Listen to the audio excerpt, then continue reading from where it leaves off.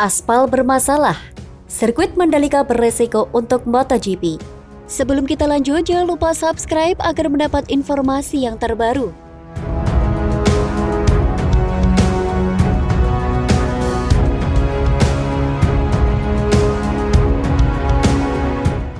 Grand Prix Safety Officer FIM, Franco Uncini mengaku takut menggelar MotoGP Mandalika di sirkuit Mandalika, mengacu kondisi terkini usai berlangsungnya tes pramusim pada 11 hingga 13 Februari. MotoGP Mandalika rencananya digelar pada 20 Maret mendatang. Dengan sisa waktu kurang lebih 1 bulan, Uncini menyampaikan FIM akan berkoordinasi dengan pihak yang berwenang di Mandalika untuk memperbaiki trek.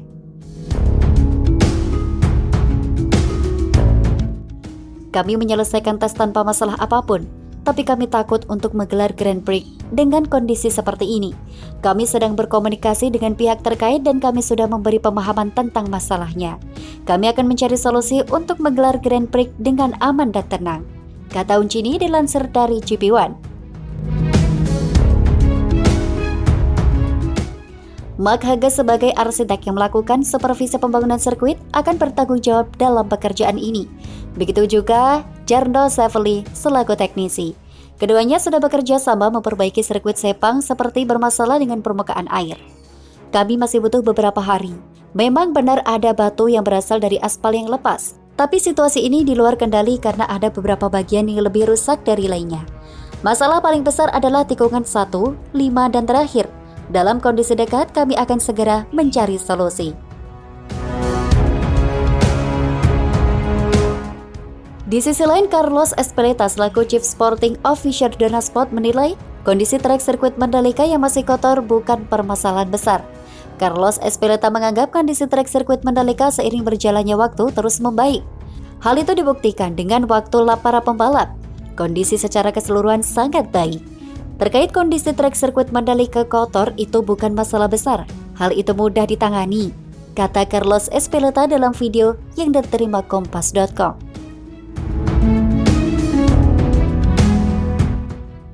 Sebelumnya, beberapa pembalap mengalami masalah ketika mencoba sirkuit Mandalika. Pembalap Yamaha Monster Energy, Fabio Quartararo terbentur kerikil di bagian leher. Sementara pembalap Ducati Pecco Bagnaia menunjukkan bekas memar di lengannya akibat terkena batu. Kendala kerikil lepas dan debu yang berada di lintasan ini jadi sorotan tersendiri. Meskipun tes MotoGP Mandalika telah disebut Dorna berjalan sesuai harapan. CNNindonesia.com sudah menghubungi Direktur Utama MGPA, Priyandi Satria, dan Wakil Direktur Utama MGPA, Cahya Diwanda, melalui sambungan telepon dan pesan singkat. Namun hingga berita ini ditulis, keduanya belum memberikan tanggapan.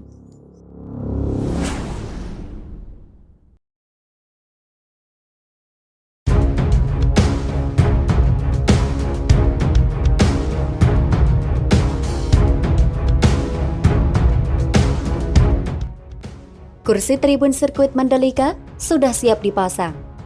Sebelum kita lanjut, jangan lupa subscribe agar mendapat informasi yang terbaru.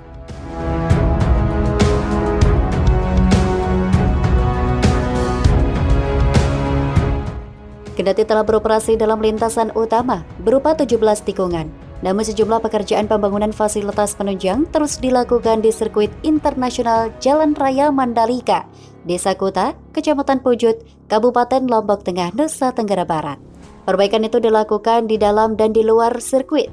Demikian dijelaskan Komandan Lapangan MotoGP Sirkuit Mandalika, Marsikal TNI Hadi Cahyanto di Mandalika, Jumat malam.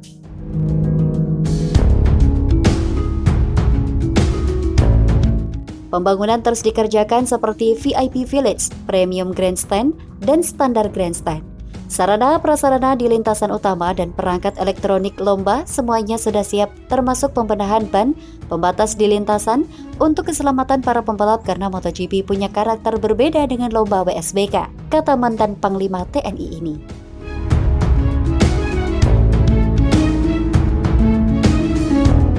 Selain itu, logistik untuk pembangunan tribun penonton sirkuit Mandalika dilaporkan telah tiba di Lombok pada hari ini, Selasa lalu.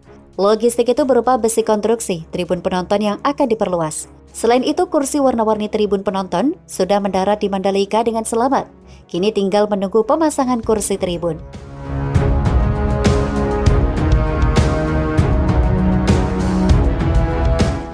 Selain itu, kursi yang dipakai di sirkuit Mandalika sudah sesuai standar luar negeri yang didatangkan dari Prancis. Kursi ini terbuat dari bahan karbon. Nantinya kursi tersebut bisa dilipat apabila setelah digunakan.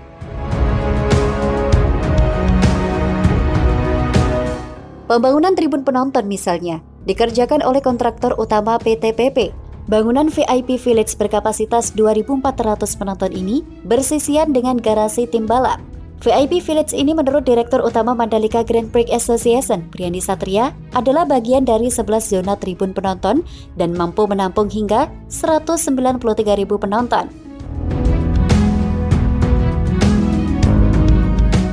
Untuk pembangunan premium grandstand berkapasitas 20.000 penonton telah memasuki tahap finishing atap membran. Sebelumnya telah dilakukan pekerjaan pemadatan timbunan lahan dan pengecoran pondasi di 10 lokasi grandstand.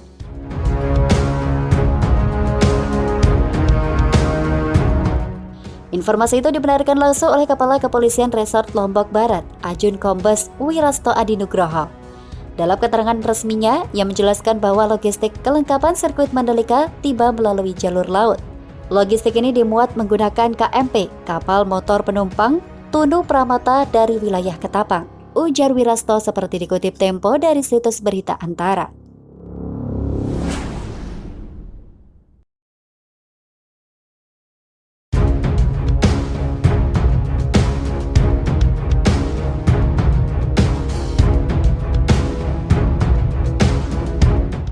Tes pramusim MotoGP 2022 di sirkuit Mandalika selesai.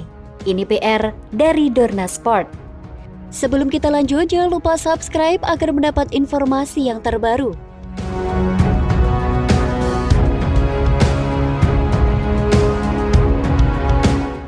Tes pramusim MotoGP 2022 di sirkuit Mandalika, Lombok berlangsung selama 3 hari pada 11 hingga 13 Februari.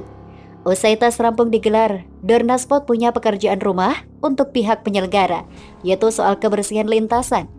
Tes pramusim di sirkuit Mandalika meninggalkan banyak kisah bagi para pembalap.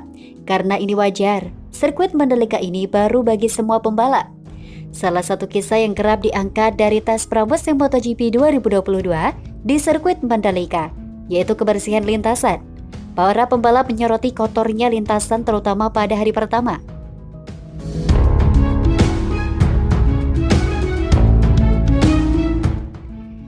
Tes hari pertama pun sempat terhenti setelah baru 1 jam. Pihak penyelenggara membersihkan lintasan saat tes hari pertama dihentikan sementara waktu. Kondisi lintasan jauh lebih baik pada hari kedua dan ketiga. Kendati demikian, masih ada beberapa titik yang kotor dan berdebu. Bos Dorna, Carmelo Espeleta mengatakan bahwa secara umum tes berjalan baik dan fasilitas memadai. Akan tetapi kebersihan lintasan harus dijaga demi keselamatan para pembalap yang melintas.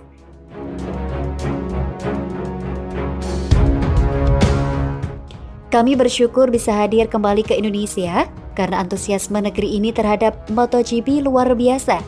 Akan tetapi kami berharap dalam sebulan ke depan trek harus tetap terjaga kebersihannya agar semua sesi berjalan mulus, ujar Carlos. Chief Sporting Officer Dorna, Carmelo Espeleta, menyebut catatan waktu tes MotoGP Mandalika di sirkuit Mandalika sangat cepat untuk ukuran trek yang baru digunakan.